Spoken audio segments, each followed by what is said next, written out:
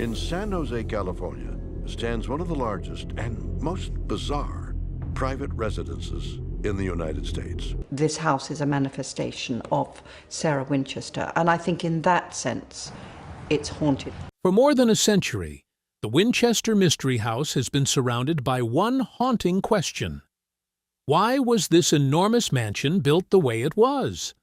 Hundreds of rooms, staircases that lead nowhere, doors that open into walls, windows overlooking other rooms, and hidden spaces buried inside a house that seems to have been designed to confuse anyone who enters. But the strangest part of the story isn't what visitors can see. It's what they weren't supposed to find.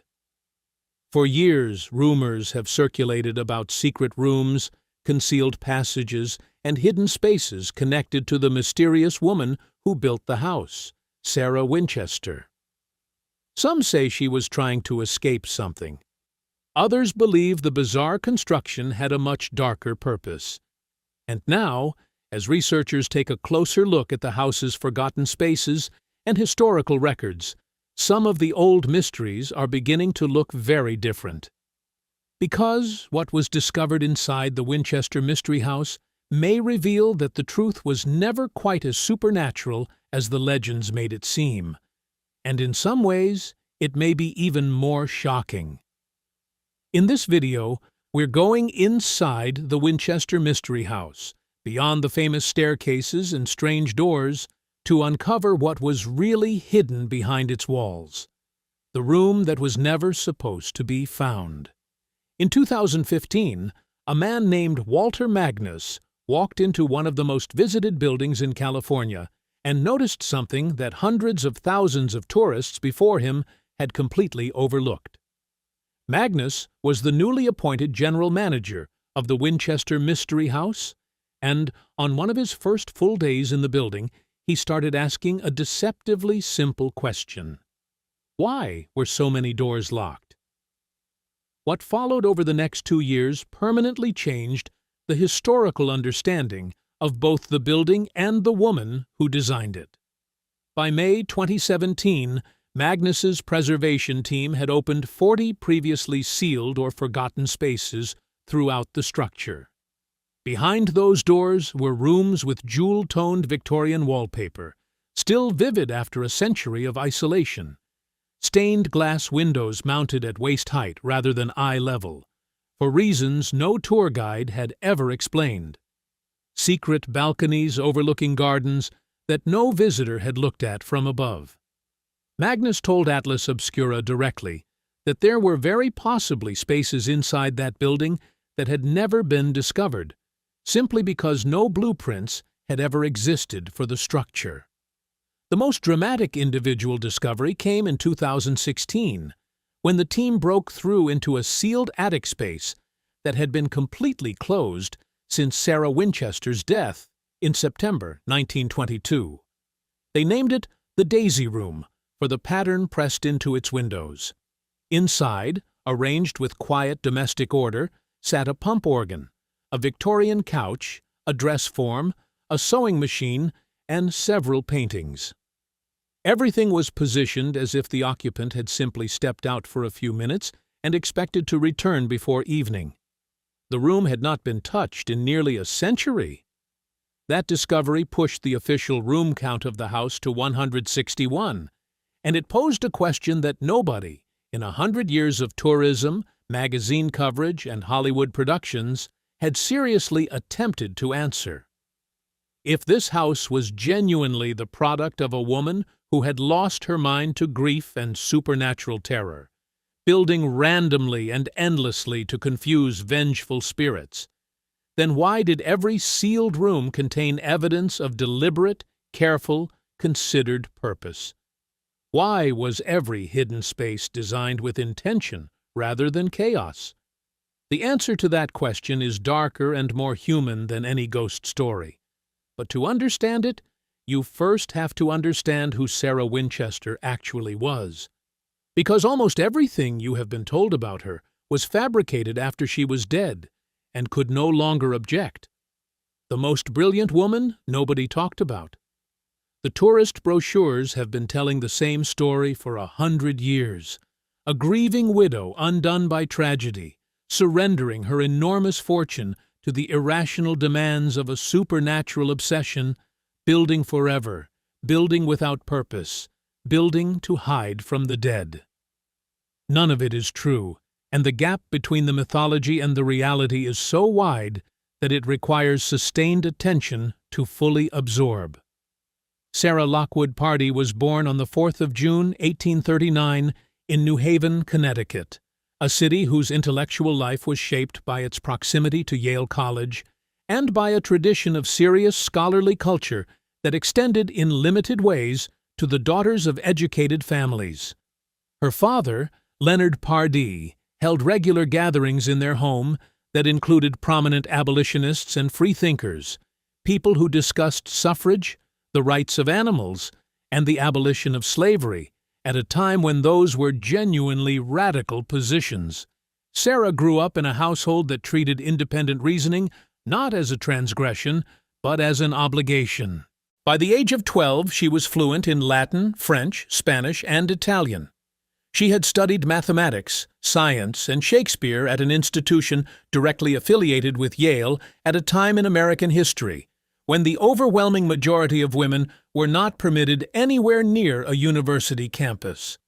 She stood 4 feet 10 inches tall and carried, by every contemporary account, an intellectual presence that consistently surprised people who had underestimated her based on either her stature or her sex. A contemporary named Merle H. Gray wrote something about Sarah that historians have largely ignored for a century, despite its specificity and credibility. Gray stated that perhaps not more than a dozen people in California knew that Sarah Winchester was a musician with a genius for composition, a remarkable businesswoman, a French scholar, a major philanthropist, and a full-fledged architect familiar with the building traditions of multiple countries. Read that last phrase carefully. A full-fledged architect. That description was not written by a friendly publicist after her death. It was written by someone who knew her while she was alive, describing capabilities they had personally witnessed. She married William Wirt Winchester on September 30th, 1862. William was the son of Oliver Winchester, whose firearms manufacturing company had produced the repeating rifle that would become one of the defining weapons of the American West. The Winchester rifle was already becoming a cultural artifact by the time Sarah joined the family, a tool of conquest, settlement, and violence on a continental scale that generated extraordinary wealth for the people whose name it carried. The tragedies that followed arrived with a speed and completeness that would have broken most people. Their daughter, Annie, was born on June 15, 1866, and died just 6 weeks later from a severe nutritional condition called marasmus, a protein deficiency that, in that era, was often fatal in infants before any intervention was possible. Sarah never had another child. Her mother died in May 1880. Her father-in-law, Oliver Winchester, died in December of the same year, and on March the 7th, 1881, William died of tuberculosis at the age of 43. In 36 months, Sarah had lost her mother, her father-in-law, her husband, and the only child she would ever have. She was 41 years old. She had inherited a substantial portion of one of the largest fortunes in Connecticut, and she was entirely alone. The mythology around her inheritance is one of the most consequential distortions in the entire legend.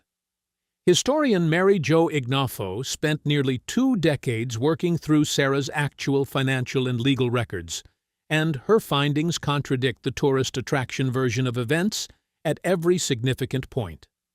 The commonly repeated figure of $20 million and $1,000 of daily income was not derived from any document Sarah signed or any financial record from her estate. It was invented by tour promoters and promotional brochures in the years after her death.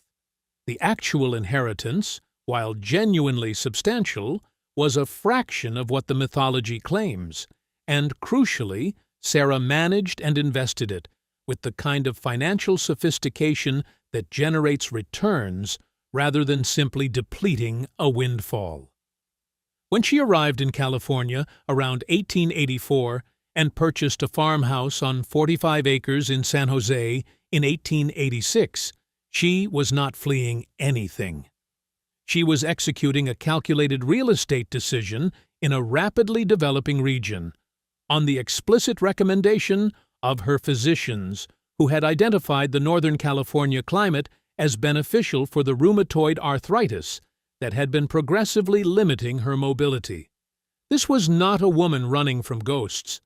This was a woman making a rational choice about where to build her life.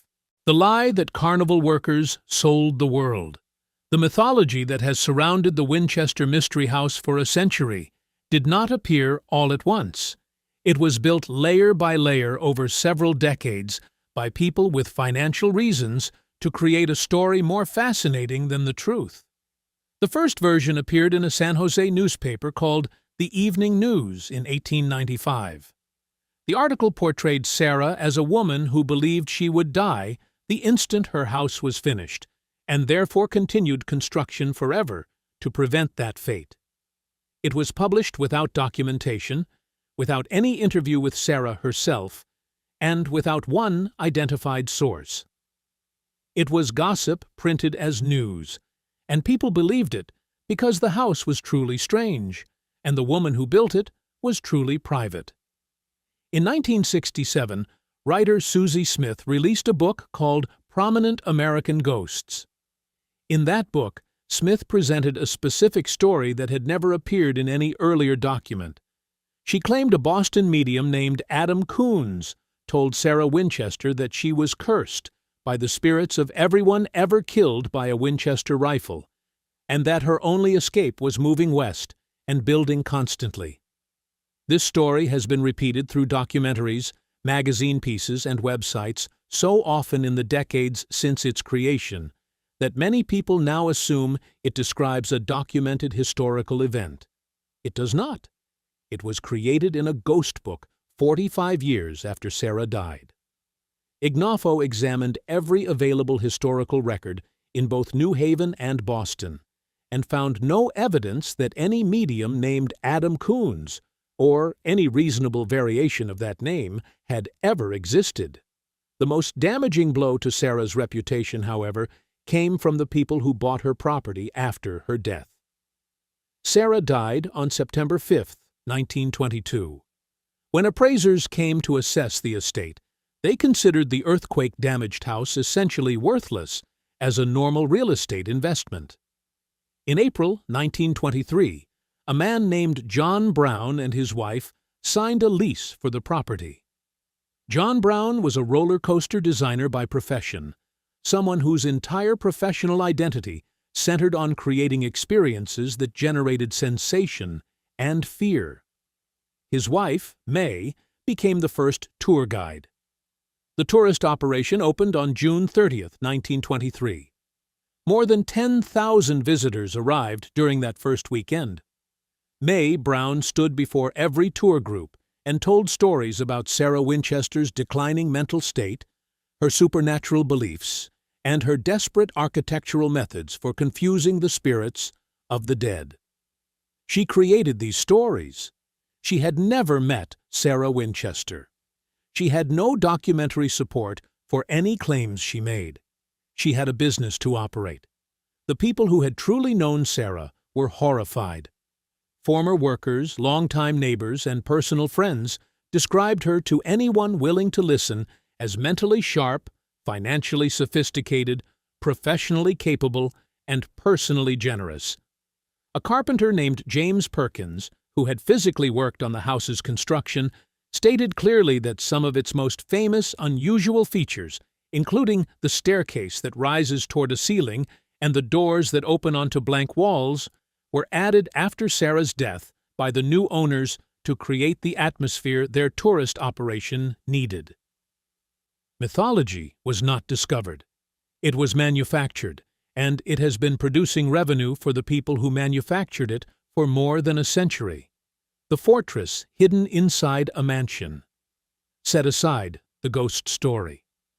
What remains when you examine the Winchester House purely as an engineering project is something truly remarkable and clearly far ahead of its time. Sarah Winchester did not merely commission a large house, she designed it. She personally oversaw construction decisions across 36 years, adding technical innovations that most wealthy Americans of her era had never experienced. The house featured indoor plumbing with hot and cold running water at a time when most prosperous households still considered it an extravagance. A forced air and steam heating system throughout the entire structure. A push-button gas lighting system powered by her own carbide gas generator, which Winchester Mystery House documentation describes as genuinely revolutionary for a private residence, and 3 separate elevators, including an Otis electric model believed to be among the first residential elevators on the entire West Coast. She designed a conservatory with automatic watering devices and trapdoors that directed excess water to her outdoor gardens, creating one of the earliest documented residential water recycling systems in California. Colin Dickey, author of Ghostland, argued that Sarah could reasonably be considered an architectural pioneer, noting pointedly that the same abilities earning a man the label of visionary engineer earned her the label of eccentric widow. But the most important engineering achievement has nothing to do with intercom systems. It has to do with the morning of April 18, 1906. The San Francisco earthquake struck at an estimated magnitude of 7.9, killing thousands and destroying approximately 28,000 buildings. Before that morning, the Winchester House stood 7 stories tall. The earthquake destroyed the upper floors and central tower. The newspapers interpreted Sarah's choice not to restore the upper floors as further evidence of mental instability. What those newspapers overlooked is that the core of the house survived. Structural engineers examining the building have identified what they classify as a compensated foundation, where the building is not rigidly bonded to its base, allowing the structure to flex with seismic energy instead of fracture under it. This is the basic principle of modern earthquake-resistant construction. Sarah Winchester incorporated it into a private residence in the 1880s, decades before earthquake engineering existed as a formal discipline. The house survived the 1989 Loma Prieta earthquake too. The same building, the same foundation, still standing. The features that tour guides called signs of madness, the stairs that climb to ceilings, and the hallways that change direction all have structural explanations rooted in the 1906 earthquake damage and later rehabilitation. House historian Yanan Baim told reporters that Sarah did what was necessary to make the structure safe and watertight. That was not a woman overwhelmed by grief. That was a woman who understood her own building better than anyone. The séance room was never actually a séance room. Of all the rooms in the Winchester Mystery House, the one creating the most persistent mythology is a small blue-walled chamber. Tour guides have been calling it the séance room for more than 100 years. The story told to visitors is specific. Every night at midnight, a bell tower would ring to summon the dead. Sarah would enter and receive architectural instructions from spirits. The room features 3 exits and an entrance built at an angle to confuse spirits trying to follow her inside. Every detail is false, and the evidence is documented. Ignofo traced the origin of this mythology and discovered something conclusive. There are no references to a séance room in any document written before a 1928 magazine article published 6 years after Sarah died. The room was actually the private office of Sarah's head gardener, a Japanese man named Tommy Nishihara. Joe Nickel, a senior research fellow at the Committee for Skeptical Inquiry, who examined the house in October 2001, confirmed this finding and documented the room being used at different points as a bedroom by Sarah's foreman, her chauffeur, and the head gardener and his wife. Sarah's personal companion, Henrietta Severs, stated directly that Winchester held no superstitious beliefs of any kind. The 13 hooks in the cabinet that tour guides present as proof of Sarah's obsession with the number 13. Ignoffo stated they were installed roughly 5 years before a 2013 interview, meaning they were added by the tourist operation around 2008, 90 years after Sarah's death. The bell tower that supposedly summoned the dead. It was used to signal construction workers' shift changes and as a fire alarm, just as bell towers were used at thousands of other California properties of that period. What is truly remarkable about the Winchester House is a space tour guides have named the Witch's Cap, the only circular room in the structure, featuring a domed ceiling that creates an acoustic phenomenon where whispers can be heard across the room with remarkable clarity. It is an architectural effect identical in principle to the Whispering Gallery in St. Paul's Cathedral in London, a genuine architectural wonder needing no supernatural explanation, and it consistently gets ignored because the ghost story consumes all the available oxygen,